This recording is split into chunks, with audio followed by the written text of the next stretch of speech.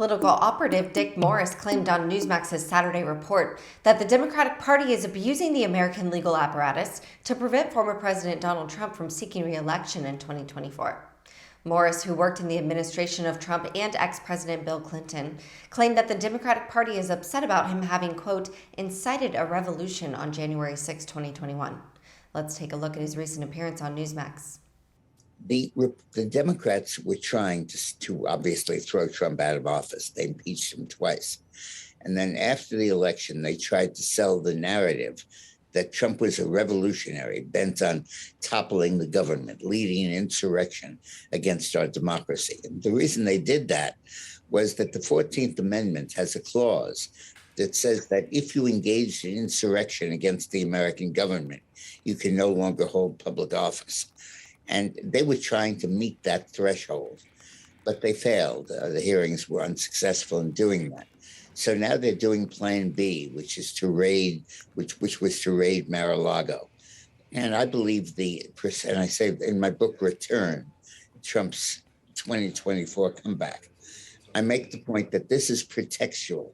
This is simply designed to get them in the door to Mar-a-Lago so that they can search for documents to try to prove that this was an insurrection, that Trump led a revolution, to try to invoke the 14th Amendment.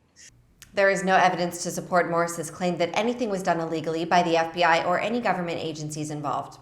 Prior to the search and seizure at Mar-a-Lago, the Justice Department investigated and attempted to negotiate for the return of the removed documents.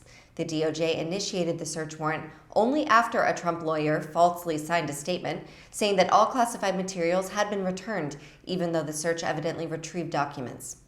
Morris went on to say in Newsmax's interview that he believes the more resistance Trump faces, the stronger he will become, stating Trump derives energy from people who oppose him, and it fuels him, it orients him, he feels righteous. He feels that he's correct and it energizes him. And these raids and this persecution of Donald Trump is something that won't deter him from running. It'll accelerate him to run. According to a recent NBC News article, Trump does think that the Mar-a-Lago search will help him in 2024. They reported an uptick in Trump's fundraising, citing that his political committee last week took in $1 million a day on 2 separate days. Trump's Save America Joint Fundraising Committee blasted out emails and text messages last week with dollar asks pegged to the search. To juice up the base, Trump's fundraising text and emails accused the FBI of, quote, breaking into my home, even though the agents clearly had a legal search warrant.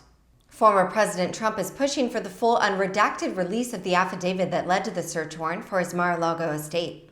Thursday, federal magistrate Judge Bruce Reinhardt said he might be willing to unseal portions of the document and order Justice Department officials to suggest redactions to the document by August 25th.